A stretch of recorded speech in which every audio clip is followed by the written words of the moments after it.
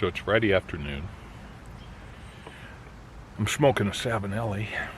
This is a 310,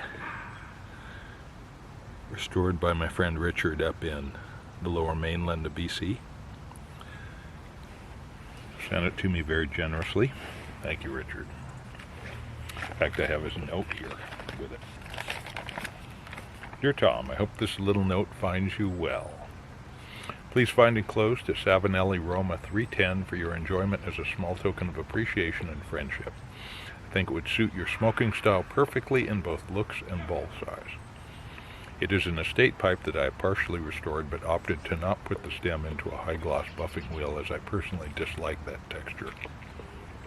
Yeah, so it's just kind of sort of a matte finish.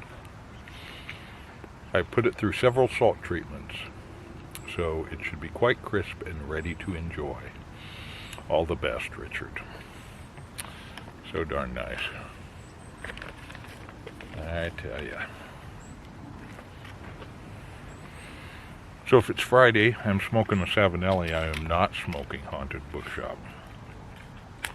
I still don't have any. I'll get some though. I'll get some from Doug Owen. Yeah, we'll do that. And who knows, maybe I'll have a 673 one of these days.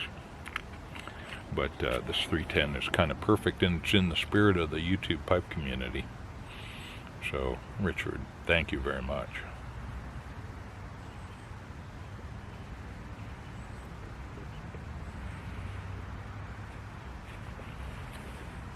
Smoking some Balkan Supreme. My standby. Oh yeah. So I'm at the cemetery next to Chief Seattle's grave. This is a great place. They have these benches in place here that are kind of in the shape of a canoe with some paddles. It's kind of cute.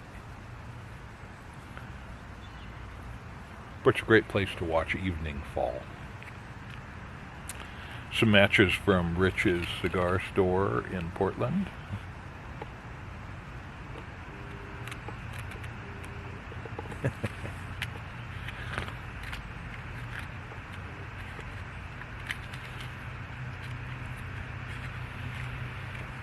So Matches860.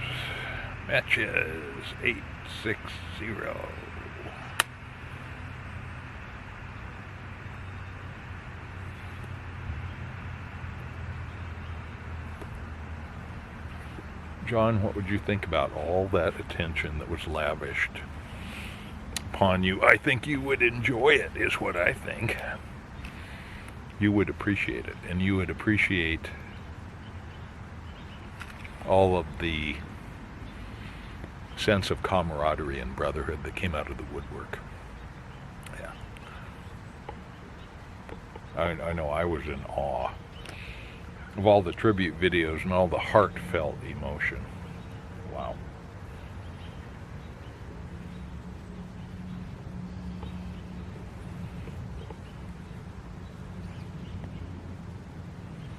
Having a little trouble keeping this lit. It was mixed with some Balkan Sobrani that was a little moist, I think. So, as usual for Seattle, there's jets overhead, landing at Everett, at Payne Field, or at Boeing Field, or at SeaTac, soon to be Bremerton National.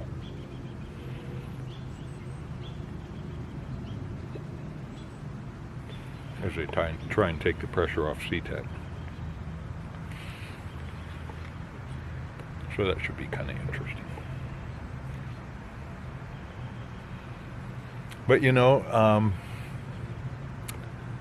spring is happening here. The bulbs are popping up. The early buds are starting to, they're out and they're just starting to unfurl. And it's just the middle of February. It's Valentine's Day. So happy Valentine's Day.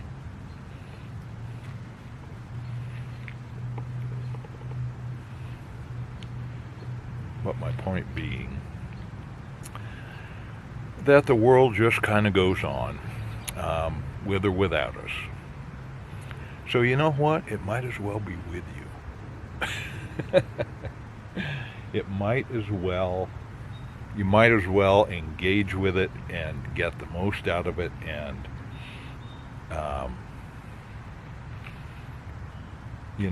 realize that all of our lives are of limited duration, and make the most of it.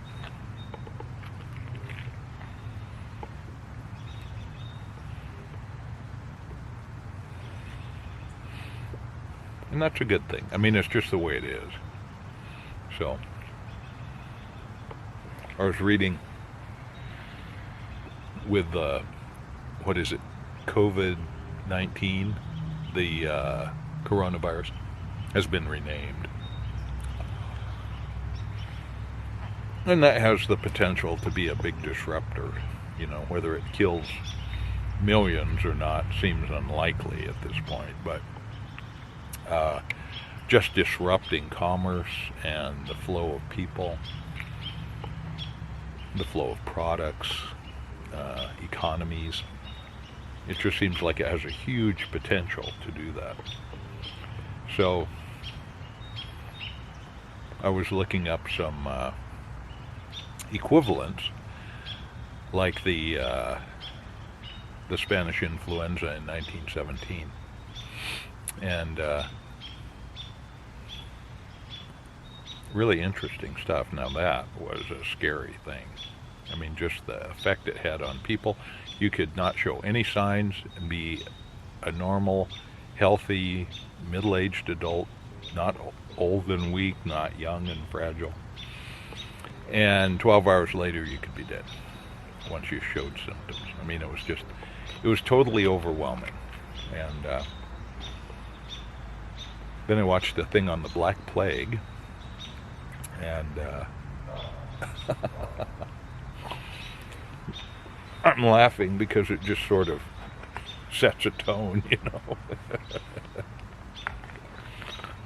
Oh my goodness. So we've been living in a period, smallpox on the coast here was just absolutely devastating to the native populations.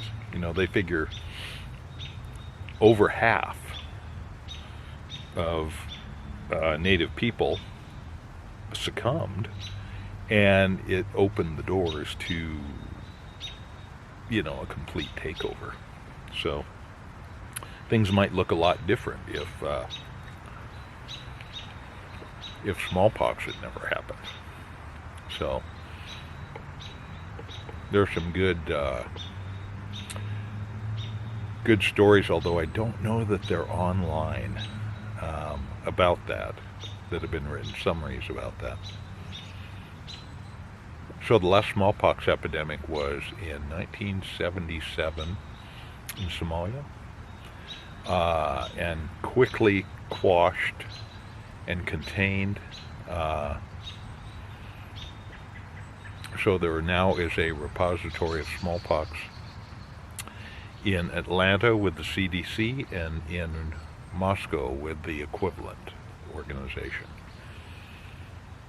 But none of us has been inoculated against that, and that's what it takes, is inoculation. So what that looked like in the 1860s up coast was scabs from dead people wrapped around a cut on your arm. And so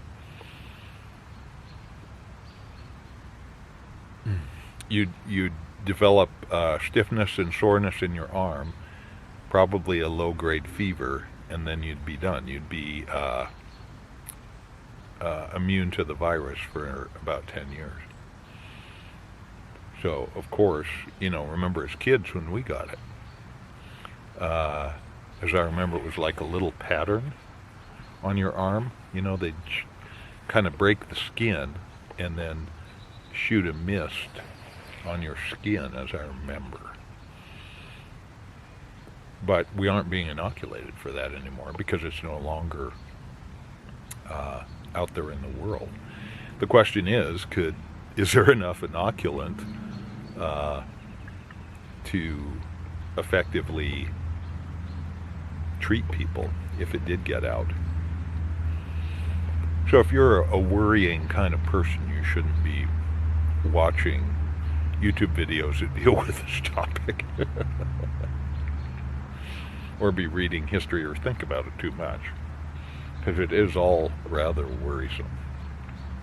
So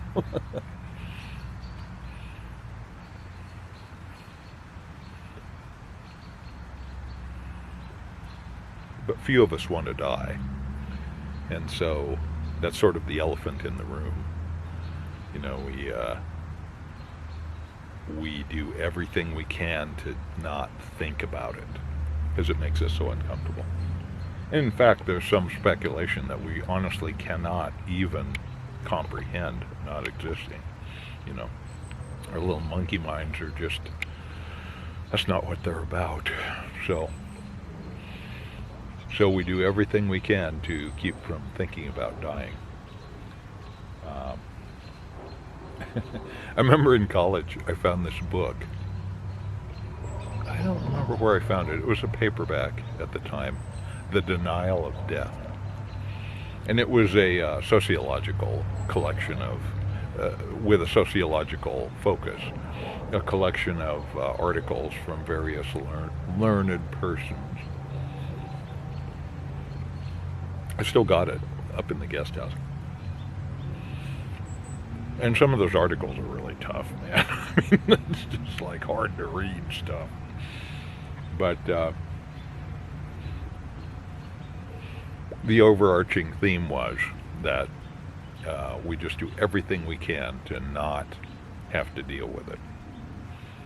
So I applaud those cultures that do, like in Mexico, the Day of the Dead, and you know, a lot of cultures have something programmed in to broach the subject. So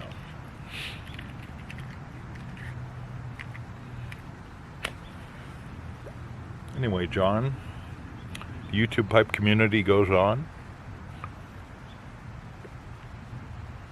Hopefully you remain an inspiration and encourage people to be their best selves.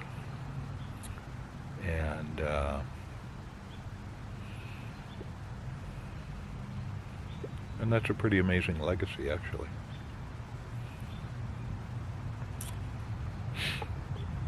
And I think he had like 14,000 subscribers. I haven't looked recently.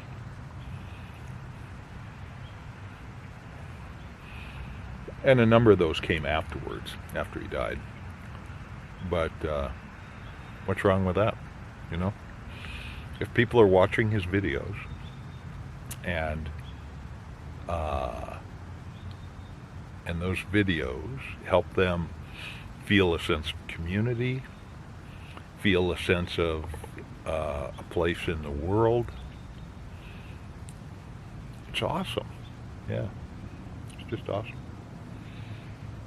And that's a great legacy for anybody to leave. So John, hip hip hurrah, hip hip hurrah, hip hip hurrah.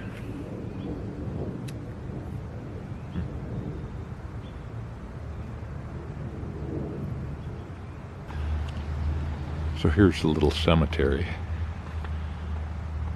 The bench with its little paddles in a canoe shape.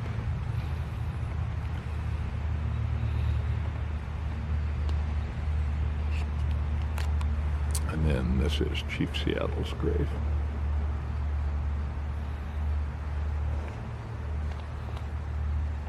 It's a great place.